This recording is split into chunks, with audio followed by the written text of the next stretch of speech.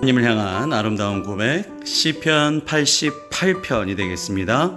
고통스러운 질병 속에서 기도라는 주제입니다.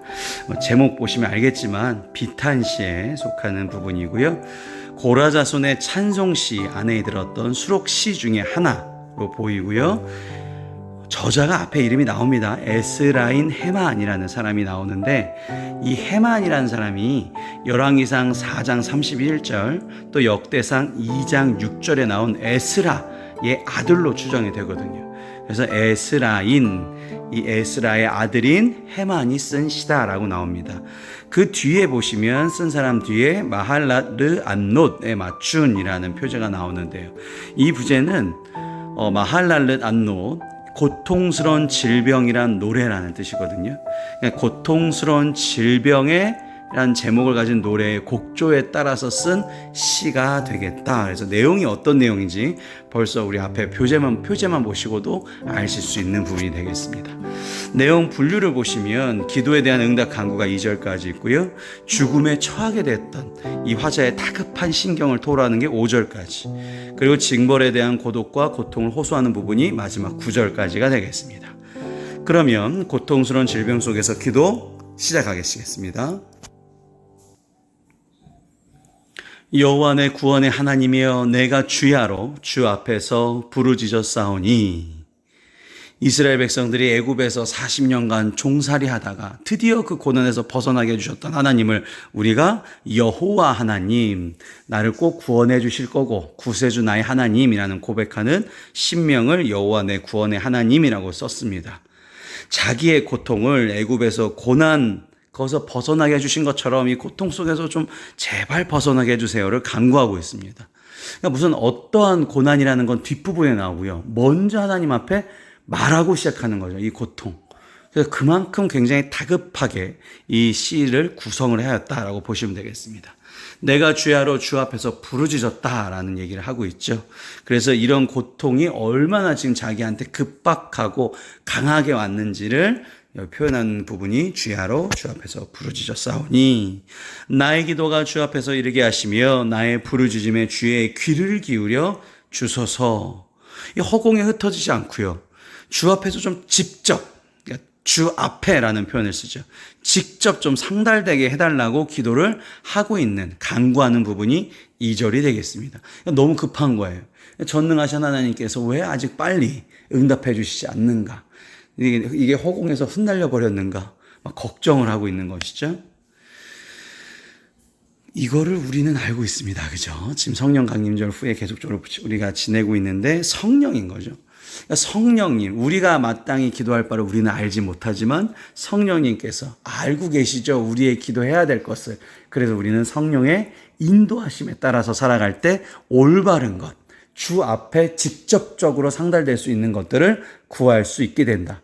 아무리 내가 구해도 하나님의 타이밍이 아닐 때 기도 응답이 되지 않습니다. 아무리 내가 구하지만, 아무리 열심으로 구하지만 그것이 하나님이 무조건 자녀라고 들어주시는 건 아니죠. 때 쓴다고 되는 문제가 아니라는 거죠. 왜냐하면 우리한테 이익이 돼야 되니까, 우리가 기쁨이 돼야 되니까. 그래서 그렇습니다.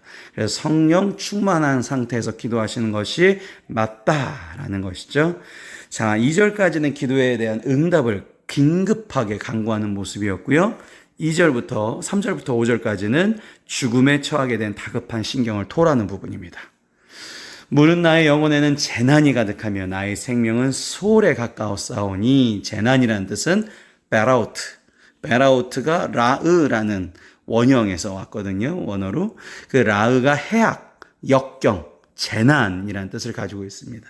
그러니까 내 영혼 자체가 이런 것들로 가득 채워져 있고 나의 생명은 수월, 그러니까 생명까지도 마지막까지 간 것 같다. 죽기 직전인 것 같다라는 얘기를 하고 있는 것이죠. 나는 무덤에 내려가는 자같이 인정되며 힘없는 용사 같으며. 무덤에 내려가는 자라는 것은요, 옛날에는 시체를 굉장히 불결한 존재로 했죠. 그래서 장례를 치르고 난 다음에 그 사람을 막 격리하듯이 했단 말이에요. 시체처럼 불결한 존재로 나는 인정이 되었다라는 거죠. 사람들이 나를 그렇게 보고 있고, 뒤에 표현이 되게 재밌는 표현이 힘없는 용사라고 표현이 되었습니다.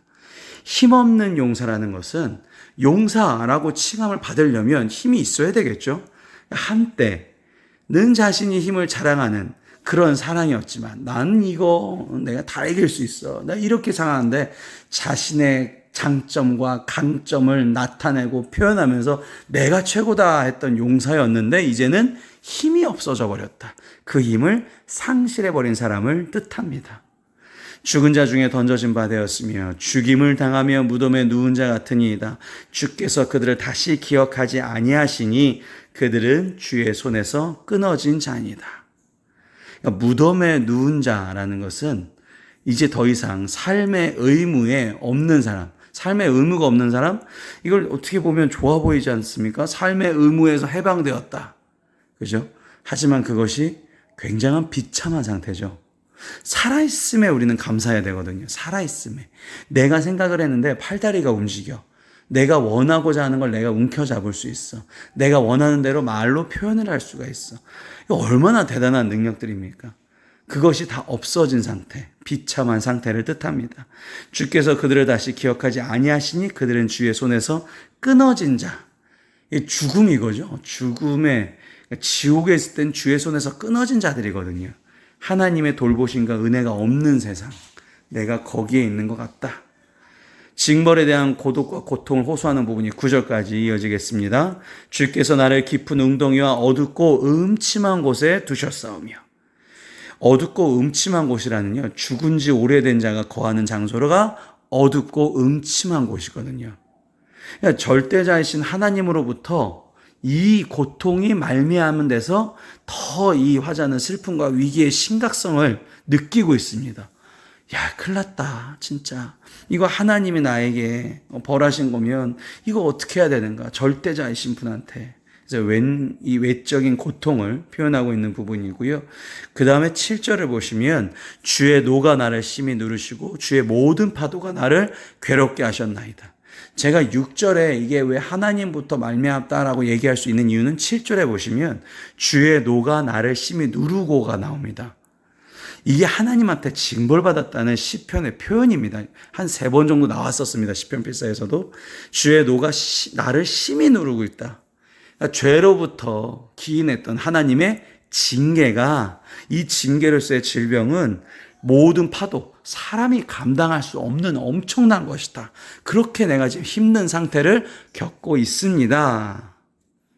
셀라가 나오면 내용이 바뀌겠죠. 8절, 주께서 내가 아는 자를 내게서 멀리 떠나게 하시고 나를 그들에게 가증한 것이 되게 하셨사오니 나는 갇혀서 나갈 수 없게 되었나이다. 내가 아는 자를 내게서 멀리 떠나게 하셨어요. 주님께서. 어떠한 이유가 있으셨겠죠. 이게 왜 그래요? 내가 병이 걸려 있으니까. 병이 걸려 있으니까. 실제로 레위기 23장에 보시면 오랜 질등과 떨어져 있는 마치 이렇게 문둥병 걸린 사람들 얘기가 나옵니다. 그런 것처럼 나는 이제 가증하게 되었다. 사람들이 나를 다 피하게 되었다라는 것이죠. 그리고 마지막 9절, 곤란으로 말미암아 내 눈이 쇠하였나이다. 여호와여 내가 매일 주를 부르며 주를 향하여 나의 두 손을 들었나이다. 여기서 쇠하였나이다라는 표현이요, 실제로 눈의 그 시력을 상실했다는 표현이 될 수도 있고, 조금 더 뜻을 확장시키면 내가 은혜를, 믿음을 잃어버려서 주님을 찾을 수 없는 상태까지 될 것 같다라는 얘기를 하고 있습니다. 그래서 모든 문제, 마지막에 여호와여 내가 매일 주를 부르며, 그럼에도 불구하고 여호와이기 때문에, 약속을 하여 주셨기 때문에 너 내가 치료할 것이다, 성공시킬 것이다, 행복하게 해줄 것이다, 내 곁에 둘 것이다 라는 그 약속을 내가 믿는 마음으로 나는 뭐 했어요? 매일 주를 부르며 주를 향하여 두 손 들었다. 두 손 들었다는 게 힘없는 용사, 아까 표현 보셨죠? 내 힘이 이제 완전히 없어진 거예요. 두 손을 들었습니다. 이제 주님께서 해주시는 겁니다. 내 손에 아무것도 없습니다. 모든 문제의 방법은 하나님 중심적인 신앙이었다 라고 마무리하고 있습니다. 우리가 기도 시간에 두 손 모으는 이유가 있습니다. 그죠? 우리의 손엔 아무것도 없습니다. 우리가 할 수 있는 게 없습니다. 오늘도 전적으로 주님께 의지하시고 먼저 의지하시고 행동하시는 저와 여러분 되시기를 바랍니다. 구원하여 주신 하나님께 드리는 기도로 오늘 기도 마치도록 하겠습니다. 전능하신 하나님 아버지, 오늘도 저의 이야기에 귀를 기울여 주시니 감사드립니다. 나를 두렵게 하는 것들이 있습니다. 오랜 시간 몸과 마음을 아프게 하는 것들 속에서 고독과 고통에서 울고 있는 저의 모습을 주님께서 많이 보셨습니다. 저를 불쌍히 여겨 주시옵소서.